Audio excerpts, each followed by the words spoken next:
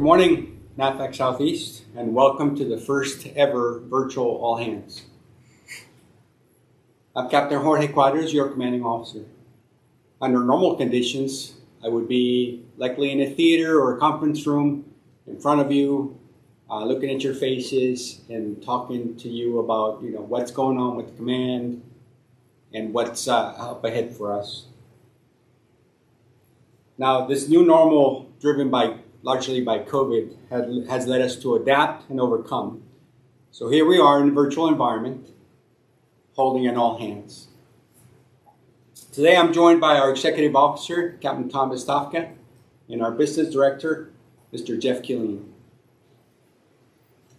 In the next 30 or so minutes, I'll spend some time telling you a little bit about myself, about my command philosophy, what we've lived here in the last 6 months and what's up ahead for us, and maybe even into FY21. I'll also share some observations about the command and also, what I would intend to have the command do for the next couple of years. So let's start with me. A lot of you know that I was born in Bogota, Colombia, and I came to the United States during my high school years. Now, today, this study abroad thing is a big thing with college students. I can say that I was one of the first to do the study abroad program when I went to college undergrad in Colombia at Universidad Javeriana. After that, I came back to the U.S. and enlisted in the Navy. I've been in the Navy close to 30 years. And in those 30 years, as it was at the beginning of my enlistment, I've lived by basically two words: duty and service. My enlisted time came close to 6 years, and it was in 1996 that I got commissioned as an officer. I've had a mixture of tours between expeditionary tours and tours with NAVFAC and some staff tours. And I can tell you my time with NAVFAC has been a tremendous, tremendous positive experience. I've seen NAVFAC transform from what used to be divisions and public works centers to what we now have as facilities engineering commands. My most rewarding tours have been those when I've been in charge and serving people. So my most recent, most rewarding tour was when I was in command of NMCB 11, and I had on deployment close to 700 CVs under my charge. And it was during those times that the words duty and service that I mentioned earlier come to life, because you work through your career for opportunities like those, and those opportunities are only worthwhile when you give back to the people that work for you. So I say all that because I feel equally honored and excited about my current job, at which I've been for 2 months now. And I look forward to serving you for the next couple of years to the best of my abilities.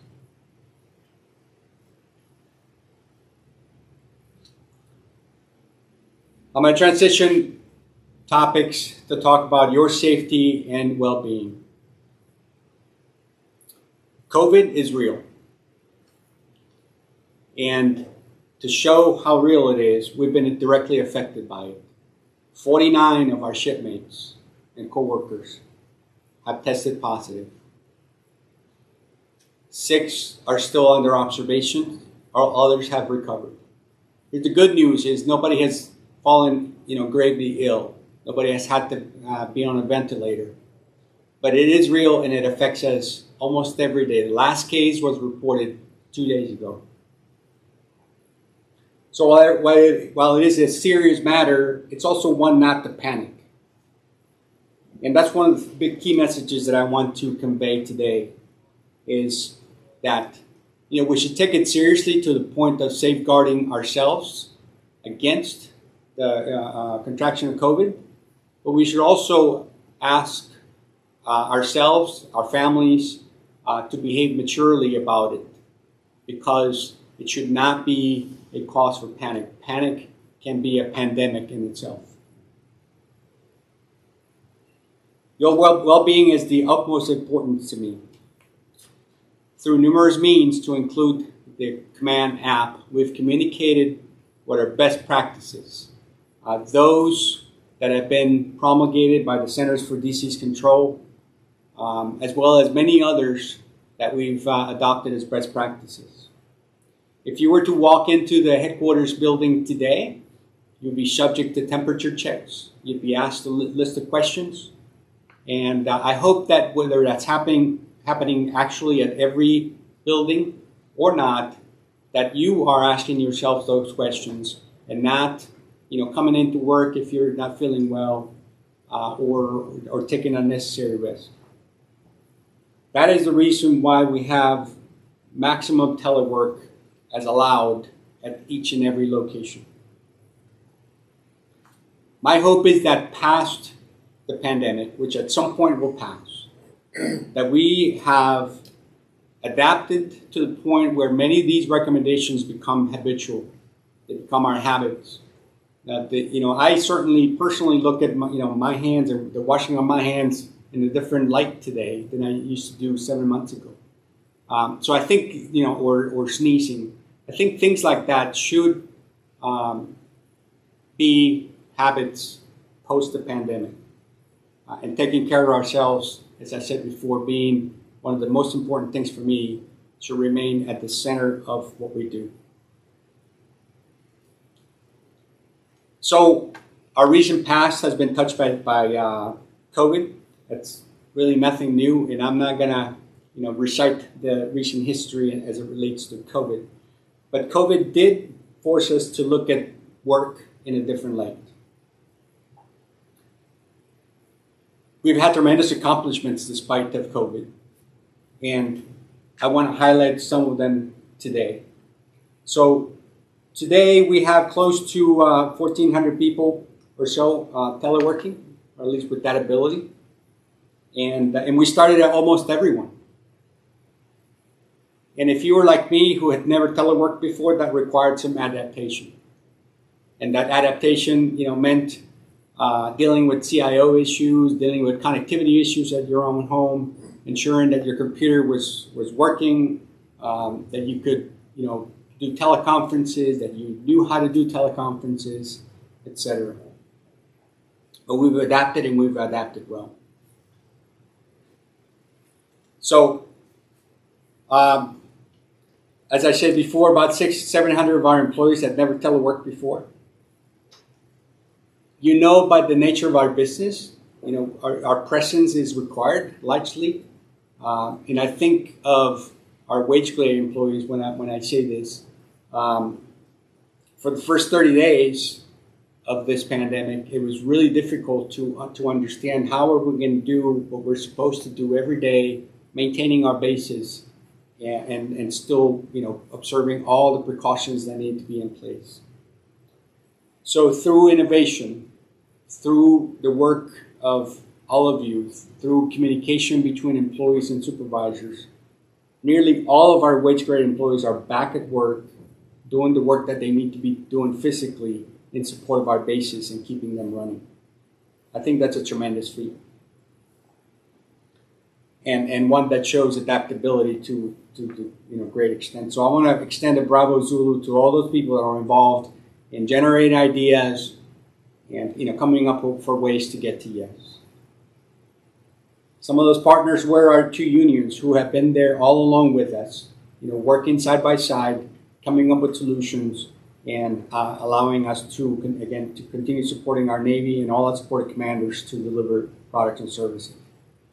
And that's really the key milestone for us. I could enumerate, each and every base and what they've done, and all the things that we continue to do. But at the end of the day, and I said this at my Change Command speech, we have not skipped a beat, and all of our bases are running. We're supporting the warfighter like we have in the past, and with great adaptability, we have overcome the challenges that have affected us the last 6 months. So I think that, and you all know this, life after COVID is going to be different. I don't think anyone should expect that life after COVID will be the same as it was back in January or February of this year. If you were to ask me how different, I'm not ready to answer that question right now. All I know is that we'll be different. But it's not one issue that we're ignoring.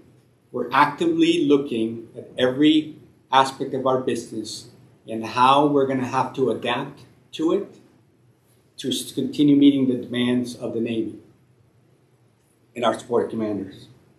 So we're working the details. Understand that some of the conditions that are on us right now are coming from higher headquarters. And I'll talk to them about some of them in a little bit later. So we're going to have to take the feedback that we have from higher headquarters, the conditions that are in place at each and every one of our bases, and develop a way forward for everyone. I would say at the end of the day, I'm sitting here in front of you today to tell you, you have to trust your leadership. Every action, every direction will be coming from me and cascading down the chain of command. So in that process, I ask you to trust me and trust the rest of your leadership. So when I talk about change conditions, I think it's feasible, I think it's realistic to expect that many of you will continue telework to some extent or capacity. Some of you may not be able to because your jobs largely depend on your physical presence at the job, at the base. But in those instances where you are deemed eligible to telework or asked to telework, we need to keep two things in mind. The first is continue to deliver products and services like we have in the last 6 months and prior to that.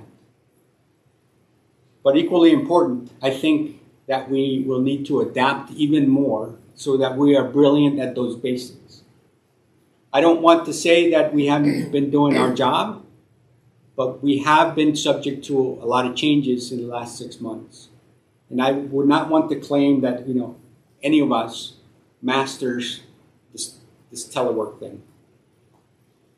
So I ask you to think about, if you were asked to telework, what things you could do to improve your ability to do that job well and better in that environment. And I call that, being brilliant at the basics. When we talked about brilliant at the basics in the work environment, that was something that was easy for us to understand. I'm just not 100% sure that we know what brilliant in the basics is in the telework environment. And we will have to define that in the future, and some of those ideas will have to come from you. But the expectation, once again, will be that we will be doing our jobs well, and that we will continue to support the warfighter.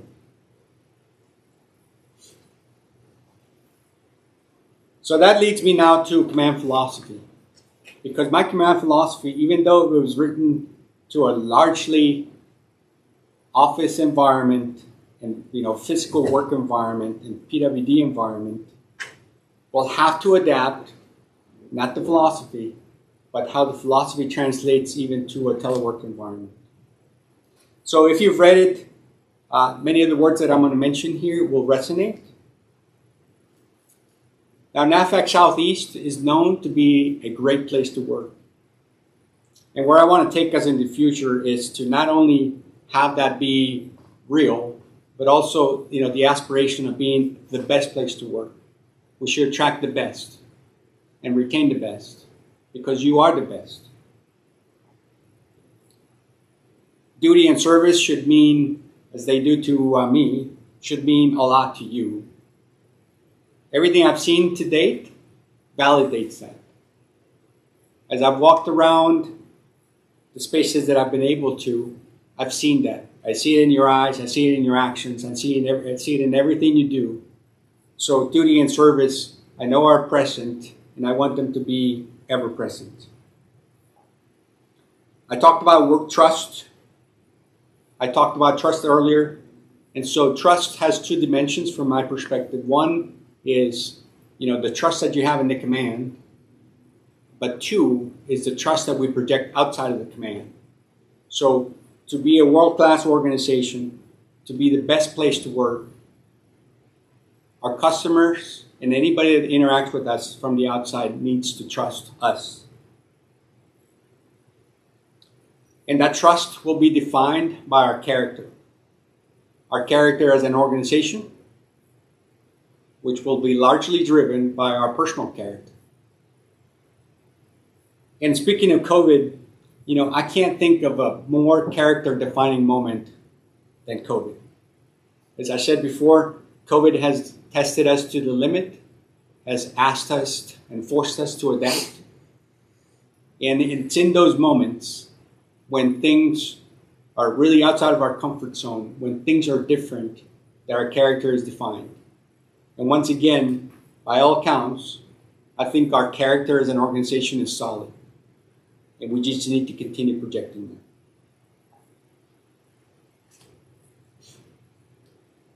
As I walked around, as I've interacted with those of you that I've had the pleasure of meeting, virtually or physically, I've absolutely validated something that's in my command philosophy, which is we are composed of the best professionals in the business, and we need to keep it that way.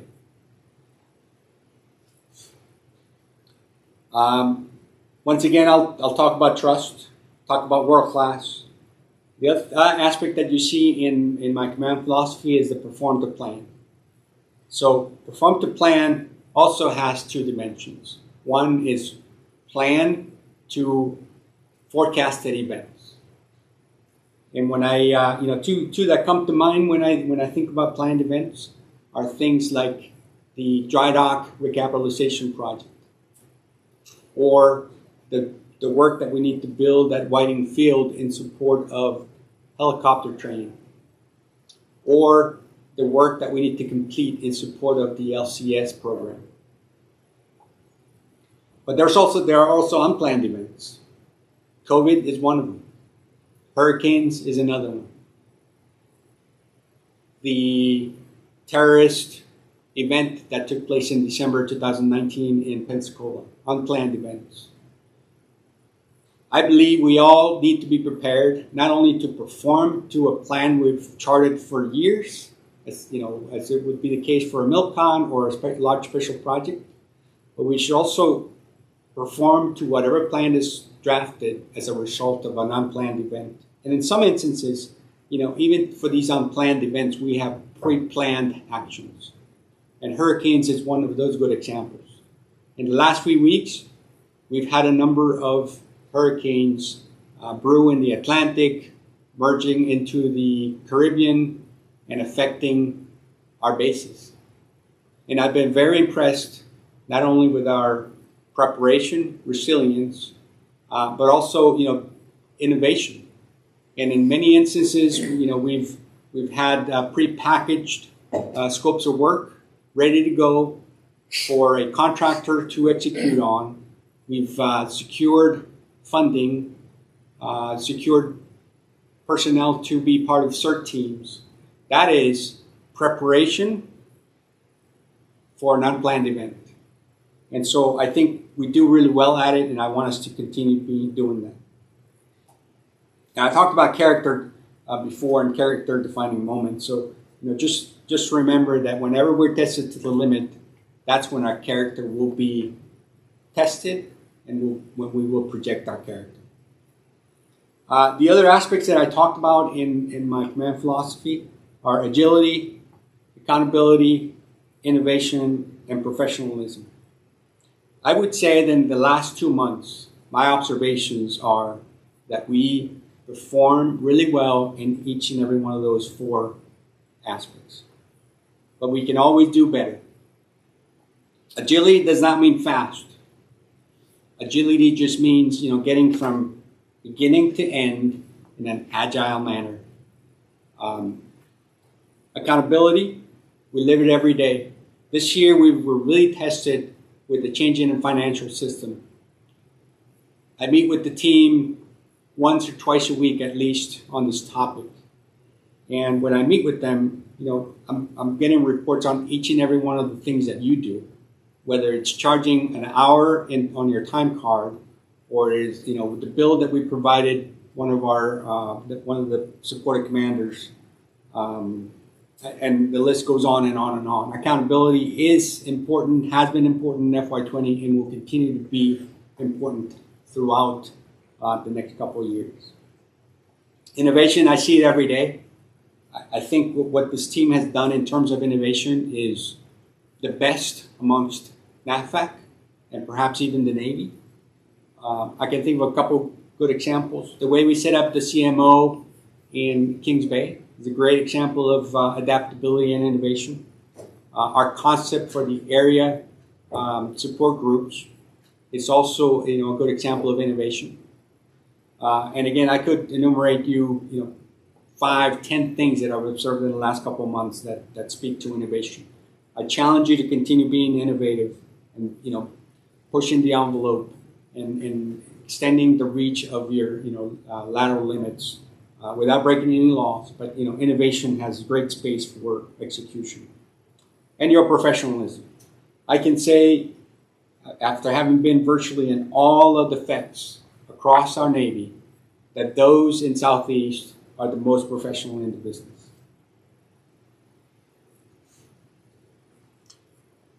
So where are we going?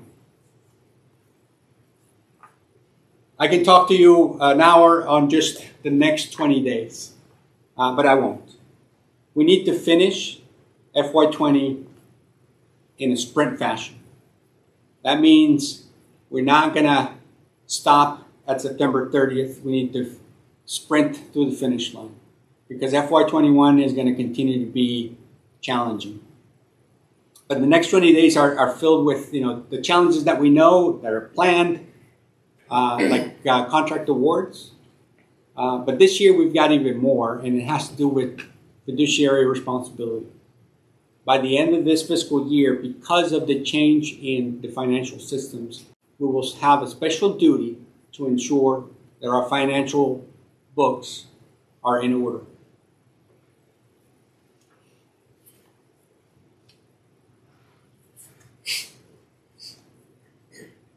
FY21 will bring new challenges, new opportunities.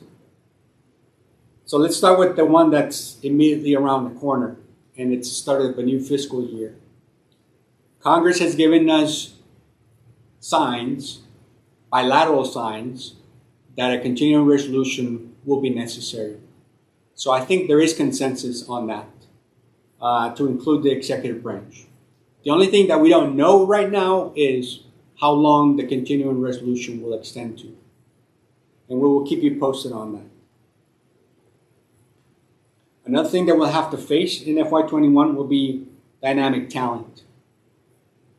And once again, I could talk to you about 20, 30 minutes on that topic alone, but just be on the lookout for the topic of dynamic talent because it is an important one and it will affect us in the future. Earlier, I talked about one of the additional aspects, additional challenges that COVID has brought about. So, and it's you may hear it in terms of an administrative reset. The Navy, at the highest levels of the budgeting process, already took a mark in future year budgets that targets a 20% footprint reduction in infrastructure, and that's largely on the administrative side. So what does that mean to us? Every command in the Navy is going to be asked to take a look at their space requirements, at their space inventory, and figure out the way to reduce it by 20%. Again, more details will come on that, but I wanted you to have the awareness that that will be a consideration that we'll have to bring into play and bring into discussions as we talk about how to draft the way forward post-COVID. FY21 will bring about new business. We will assume responsibility for construction at Marine Corps Logistics Base, Albany, Georgia. This is a work that was previously being done by NAVFAC Midland, and that's coming back, and I'm going to say back because it used to be in our AOR to NAVFAC Southeast. I see that as an opportunity, and I think, if I go back to command philosophy, it's one that we need to thrive in so that that new customer is equally impressed as all our other customers with the value and what NAVFAC Southeast brings to the table. Our volume of business in FY21 will be the highest in our history. It's projected to be $2.5 billion. It's something that we've never seen before. So while I talk about dynamic talent, our reality is in FY19, our FTE count was roughly 1950. In FY20, we were close to 2,200 employees. In FY21, because of volume of business increasing, we may have 50 or 60 more FTEs in our team. So while others are drawing down, we need to increase our number of count on board to meet the demand of the new volume of business.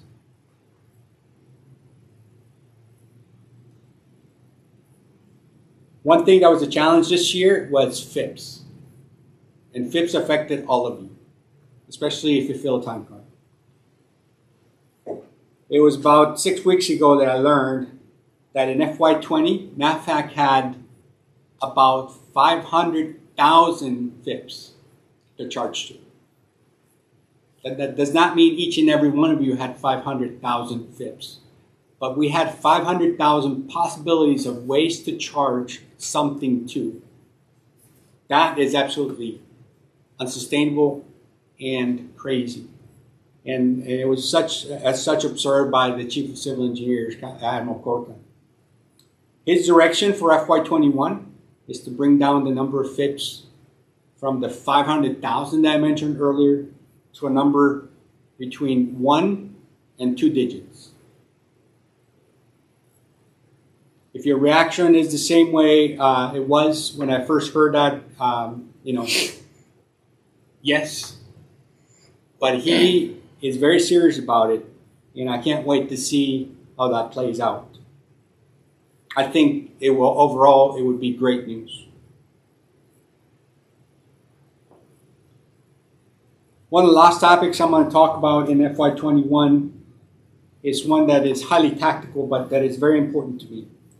So an executive order was signed a few days ago announcing tax deferrals on Social Security for those who at gross would make less than $4,000 per pay period.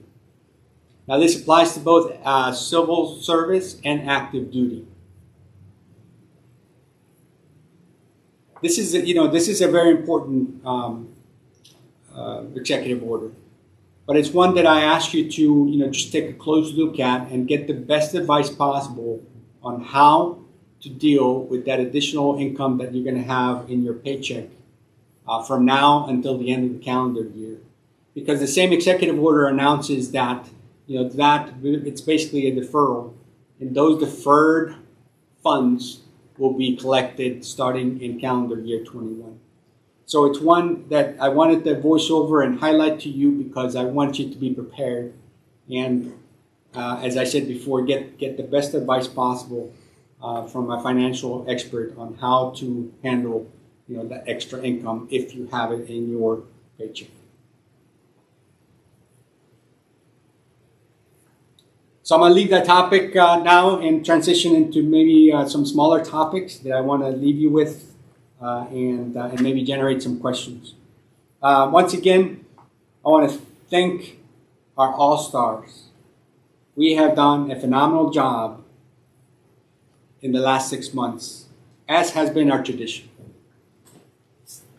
But I want to specifically mention, not by name, but by category, those people that have, again, given the conditions that we've been subject to in the last 6 months, overcome, adapted, those that supplied safety items, those that, outfitted our spaces with things as simple as the liquid, the bacterial disinfectant. CIO played a tremendous role in this adaptation. As I said before, we found ourselves with virtually our entire workforce teleworking and needing electronic equipment, IT equipment to do their jobs. Many instances we'd have people volunteer to do temperature checks. So again, the list is endless, and we had a tremendous amount of people that adapted and overcame the conditions that were given.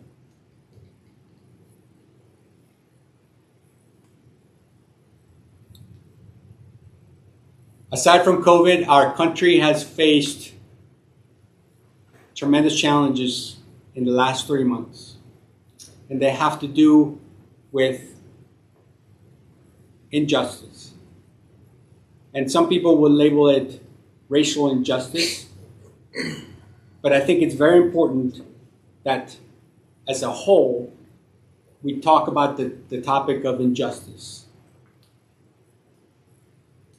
Now, as I said before, I've walked around our command, and I am absolutely thrilled and encouraged to see how diverse our workforce is. And I think that diversity will be our strength, has been our strength, and has been the true source for all those things that are considered positive, happening in this command. What I'm hoping is that none of us lets a problem fester to the point where it becomes a significant issue. And I think that's largely what's happened in some instances in our country, is that, things that were probably wrong at some point were not dealt with at the right time and on the spot. So as I've talked to the leaders in this command, the executive steering group, the officers, the deputy public works officers, I've challenged them to never walk by a wrong without addressing it. And when you need to have difficult conversations, we should all have them. And when somebody feels like they've been wrong, they should voice those concerns. So these difficult conversations need to become habitual, as I said before. There are things that just cannot be an afterthought. There are things that need to be remaining alive in what we do and how we conduct our business, because otherwise they become problems. And along those lines, you've seen the emails, you've seen the announcements that mention that our DEOCS, our Defense Equal Opportunity Survey, is out and will be out for the next several days. I sent an email out announcing the DEOCS, and I actually received feedback from a few of you mentioning that they were touched by the email. I want to reiterate the message that your feedback is important. It's important to me as I draft the way forward for the command. It's important to me as I address wrongs. It's important to me as I address systematic issues. So know that you have a voice, and that voice is the DEOCS. But you always have a voice. In this particular time, DEOCS is a good avenue for that.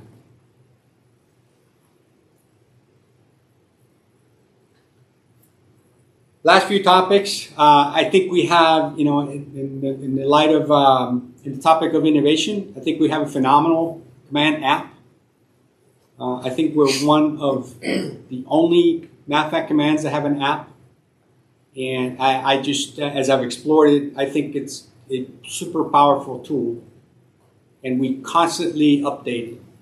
The app has tremendous resources as it refers to training, as it refers to those recommendations by the Centers of Disease Control that I mentioned earlier, as it refers to the DEOCS.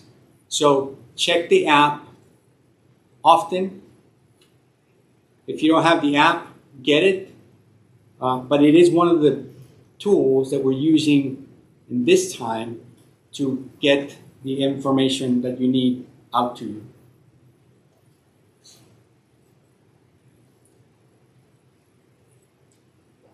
I want to end once again on your wellness. So if you're keeping safe, if you've not been personally affected by COVID, that's great. I ask you to keep it that way. I also ask you to check in with yourself every so often and make sure that you're well. The whole person. Are you mentally well? Are you physically well? Have you ignored things that you were paying attention to before? Have you isolated yourself? Have you checked in on a buddy? Have you checked in on your people? Talk to somebody. If you feel lonely, if you're an extrovert and you need the presence of people, the contact with people, I ask you to reach out to people. Once again, don't let a problem fester to the point where it becomes an issue. Your wellness is my number one priority, and I ask you to take advantage of the opportunities that you have, not only with your coworkers, your supervisors, your shipmates, but also the resources that the human resources provides. And we'll make those available on the app and on the website, those resources. More importantly, if you need to talk to somebody, find somebody you trust and talk to them. And the last topic really is the CO suggestion box. It's been in play for several months, and I just want to reiterate that what you submit via the CO suggestion box is something I personally read and I personally answer. Whatever you highlight to me, if I don't know the answer to, I may go to the subject matter expert to reach a more comprehensive answer that meets what you're asking of me. But I don't want that to be a reason for you not to submit a CO suggestion box. I personally review and answer each and every one of them. And what you see in terms of an answer will be an answer from me, informed maybe by the subject matter expert, but it is my answer, my best answer to you. With that, I end by telling you once again, it is my honor and privilege to be your commanding officer. I do not take this responsibility lightly, and for the next couple of years, I will give you my all to ensure that everything that I mentioned in my command philosophy, everything that I mentioned aspirational as far as the command being the best place to work, you being world-class professionals, and us delivering the products and services that our support commanders need, becomes a reality. Thank you very much. And now we'll open the floor for questions.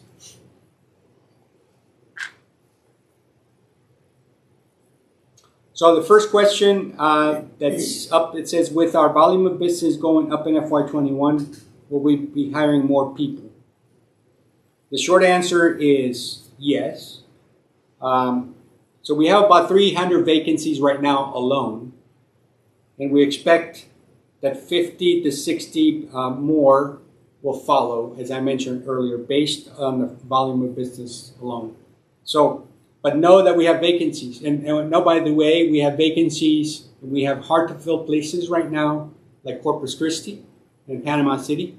So if you know of somebody that is in need of a job that fits the category of what we're seeking, please let them know. Next question is, if I get sick with COVID, do I have to take leave? The short answer is yes. The expanded answer is work with your supervisor to see what the right category would be.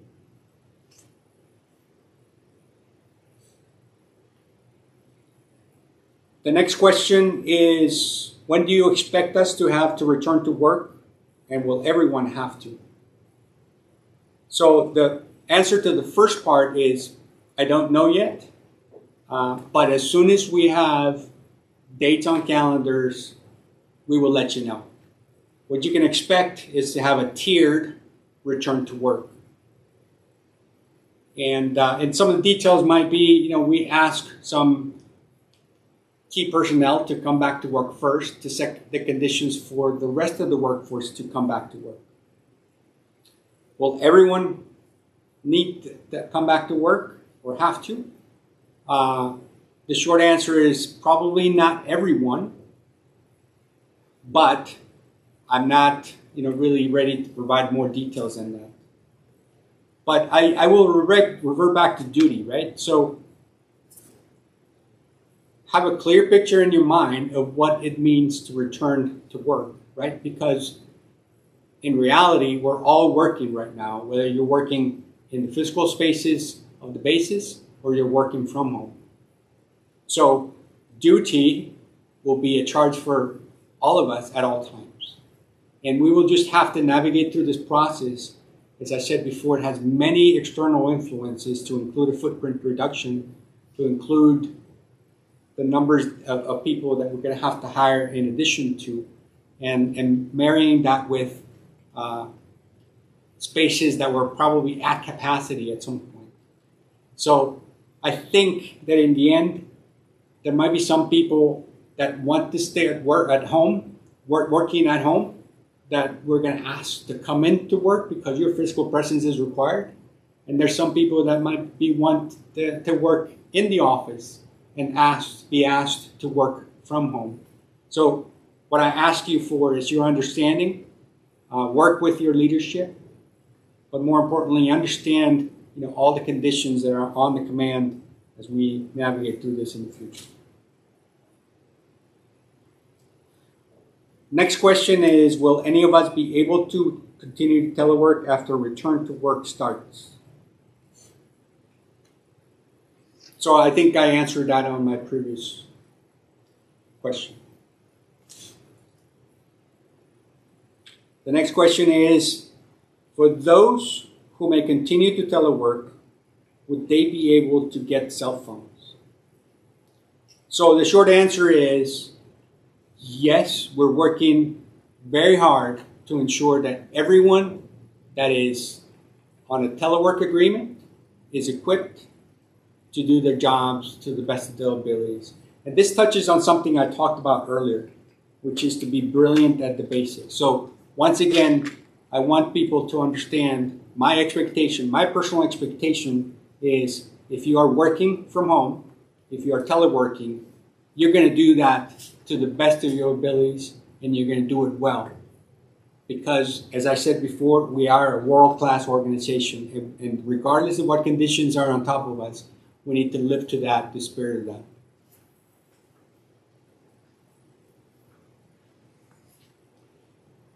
The next question is, how often do you plan to do all hands, and will they continue to be virtually?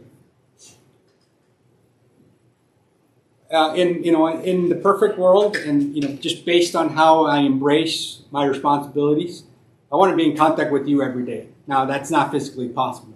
So, absent COVID restrictions, I think I would have all hands calls at the core every 2 to 3 months, and at the PWDs at every opportunity I had to visit. Now, I said before, my first opening remark was, welcome to the first ever virtual all hands. I think this is something that we might exploit in the future, even if COVID goes away, because, as I said before, some of these actions that we've taken as a result of adapting to COVID are becoming best practices. And I think, it's more important for me to be in touch with you. It's more important for me to hear that you hear from me, than it is to, have all hands calls in a theater per se. So one aspect that this type of all hands facilitates is everyone hears the same message. And I don't have to go back in memory and see, what did I tell the core that I need to tell, PWD Mayport or PWD Whitingfield or PWD Panama City. So we may do more of this. And I think that might be a result of what I mentioned earlier as being changed conditions.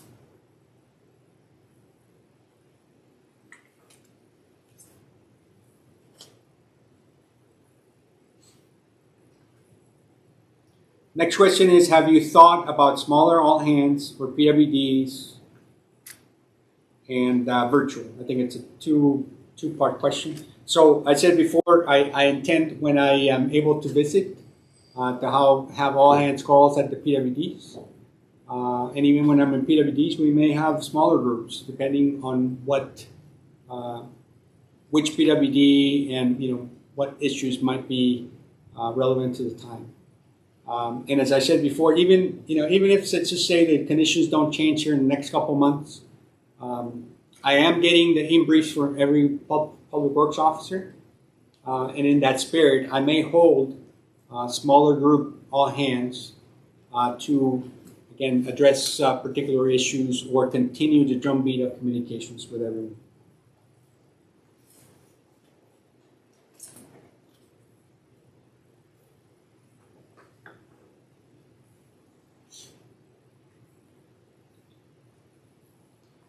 Next question is the 20% space reduction will be equally related to teleworking.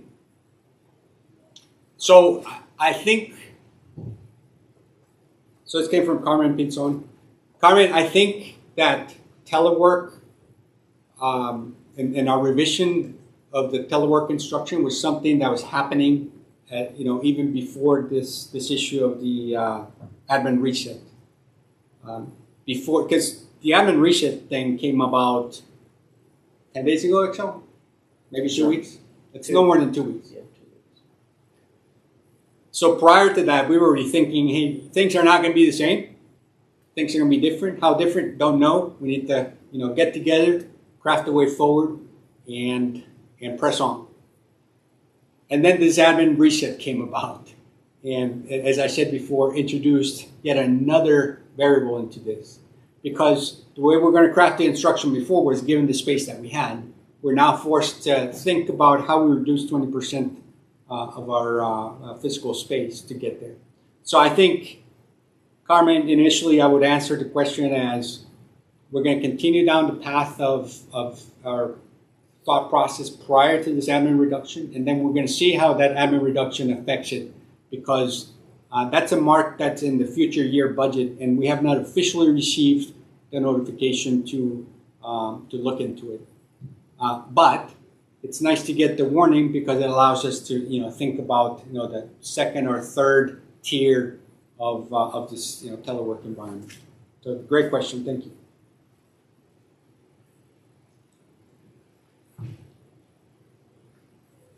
Do you have any questions, Dexter? Who's your favorite XO of all time would be my only question. It's a little early. You don't have to answer. It's a little early to ask that. I'm still forming an opinion on you. So. Thank you, sir. BD, any comments? And you may have addressed it, but my concern is when we do get back to what we consider whatever the new normal is, and it's likely to just be 80% of the workforce in whatever space we have. It's going to be important post-COVID that we make sure that we deal with each other appropriately, that we're professional. A lot of people want more information than we can give them, who's been sick or who is sick.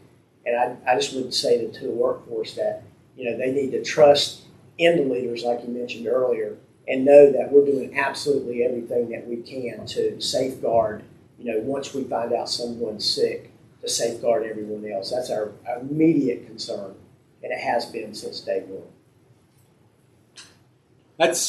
You want to add? If I may, so as we talk about, the new normal and teleworking and the admin reset, we're already looking at, Jeff is already looking at, what is the cost associated with that? So we've got more folks teleworking. What can we as a command do to best support our workforce that is doing so from home? The tools and the equipment and the things that you need to do so, and not just now, not just in the COVID environment, but for the long term. So when Jeff says, hey, we're thinking about it and we're working on it, we're mapping out our way forward, please understand that is part and parcel of it, and that we do take it very seriously, including what it's going to cost. So they're not hollow words, and I go back to I had a bunch of things prepared because I don't want to miss anything. On top of this being kind of an awkward all hands because I'm talking to a camera, but I want to be as frank and honest as possible with all of you, and that is that they're not hollow words. I mean, we work on this every day. We talk about this every day, And when I say your safety, your well-being is the most important thing, it's true. So I'll give you an example. I just sit here. XO does all the hard work for every positive case that we have. We do contact tracing, to the nth degree. Why do we do that? It's not to be a pain in the butt. It's to safeguard you, because I go back to what I said before. Your safety is of the utmost importance. We're not going to hold anything back. We're not going to hide anything from anyone. That's just not my style. That's not how I will conduct business, nor how these two gentlemen will conduct business, nor what I expect each and every one of you to do, right? So this is something we take serious, and we take it serious to the point of asking uncomfortable questions at times, but also so that we don't get to the point where we create panic, right? Because misinformation is really what leads to panic. And so I go back to what I said earlier. You have to trust the leadership that if you're affected, if you have been affected either by contact, close proximity, or the like, that we will let you know. Your supervisor will let you know.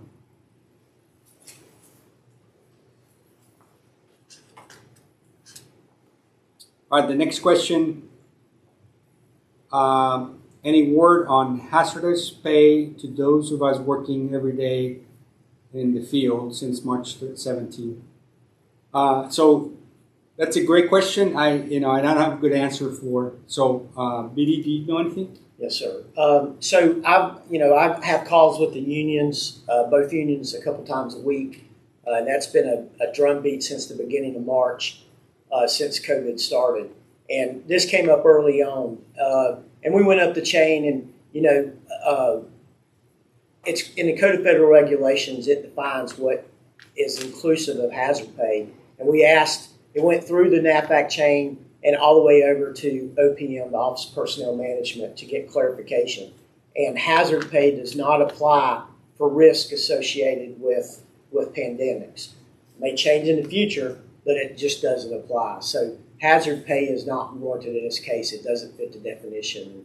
We're not allowed to use the code for hazard pay for working in a COVID environment. We're considered mission critical when we're coming into work in that environment. I know that's probably not the answer a lot of you want to hear, but that's the answer that we got. I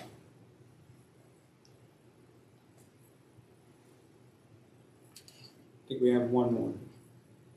Last question.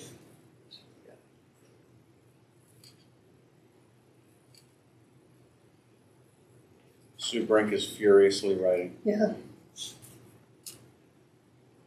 Neatly. Yeah, not quite, sorry.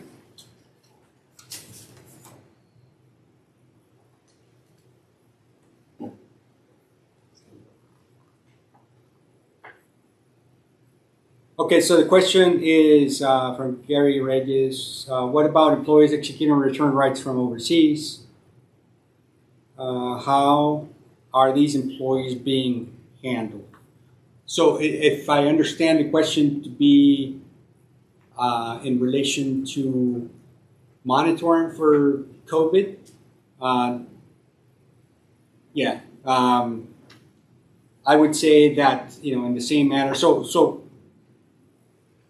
it's probably two tiers. One is the person, right? And I mentioned that earlier. If I'm not feeling well, I'm going to let my supervisor know. That's what I would do. And if anyone wants to get tested, I think we're encouraging everyone to get tested. But in terms of deliberately testing somebody coming back from PCS or TDY, I don't think that I'm mandating that, because I don't think that's appropriate for me to do. And I think, it really depends on the person. It needs to go back to the person. Would you have anything to add? Yeah, so every case, I'm involved personally with every single PCS and travel to Guantanamo Bay. So, I'm aware of the circumstances. I'm the one signing off on all the stuff, especially PCS, for any PCS. So I'm not exactly sure. He can send me an email and I'll discuss it with him one-on-one. There's a set of rules. The employees in Guantanamo Bay should certainly know what the set of rules are for PCS. The receiving end is the initiator, and there's a string of quarantines that have to be done. Correct. But I would say every specific case is different. So I failed to mention, that's a great point. I failed to mention that, we're all bound to those restrictions of movement. Starting with me, coming from overseas, I had to ROM for 14 days. And I felt perfectly fine, but that was my duty, and I complied with it. So I think that we have similar measures in place for everyone, to include our civilian employees. So I answered the question maybe from the standpoint of COVID testing, but in terms of precautionary measures, those are in play. Any changes with travel? This is from John Ruiz. Two-phase, and I'll probably ask EXO to complement, but I know official travel requires a waiver, and it's largely driven by the conditions on the receiving end, as well as those from the host or originating place.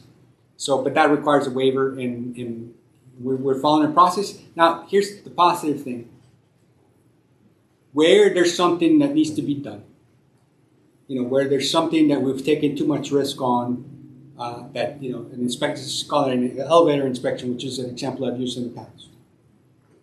Where we've taken too much risk, we are asking the PWDs, PWOs to communicate that to the Corps, so that we put the conditions in place and preparations in place for that to be performed. To date, as they've been submitted to the XO and we submitted them up to NAVFAC Atlantic, we have not gotten any denied. So I think, and my boss, Admiral Vanderlei, is absolutely supportive of this. He has asked us, to not take additional unnecessary risk and to start doing, what we need to do to continue to keep the bases running especially as it relates to preserving life and safety. Anything to add on? Yes, sir. Two things and kind of two subsets: personal and official travel. So official travel we define as mission essential travel, and it's what the skipper said. There's a process. We'll be putting out reiterating some guidance, but ultimately within Navy Region Southeast, each installation commanding officer defines their local area. And if you as a traveler are conducting official business and you have to leave where you sit on a regular basis, that CO's local area, then we need to go and obtain the first flag officer approval from NAVFAC Atlantic. So that's official travel. And as the skipper said, Land is very good at approving those. Personal travel, then you're talking two different tribes, right? Our military folks and our civilians. For the military folks, we have to get approval for travel in a similar process. And for civilian folks, the bottom line is we encourage you to follow the same practice as our military are following, although there is no formal request process required for personal travel for our civilian folks. I'll leave it at that, sir. Okay, we're at the top of the hour, and I want to be respectful to your time. I want to thank you for dialing in. I don't know how many people we had online, if there's such a counter, but for all of you who dialed in, who listened, I hope this was worthwhile. I know this is also going to be on DBIDs in the near future, and obviously we won't have the ability to answer questions on DBIDs. So what I ask is, if you can think of any questions that we didn't address, or if you think of questions in the future that maybe you'd like to get clarification on, please submit them via the CO suggestion box on the portal. And as I said before, I personally review all of them and approve the answer if it's not given by me directly. It will always be my answer. And lastly, hey, I count my blessings every day when I come to work. I know I work with the best people in the business. I know I work in the best AOR. My mission is one that we should all take pride in every day. And I want to thank all of you who have reached out to me at some point, whether it's a reply to one of my emails or the people that I've knew from previous commands that have reached out to me and made me feel welcome. I've received nothing but positive feedback. And that makes my job easier because again, I'm here to serve you, and I thank you for all you do. So to all my shipmates, current, past, thank you. I salute you for everything you do every day, and I thank you for your service, and I thank you for answering the call of duty every day. God bless you. Have a great day.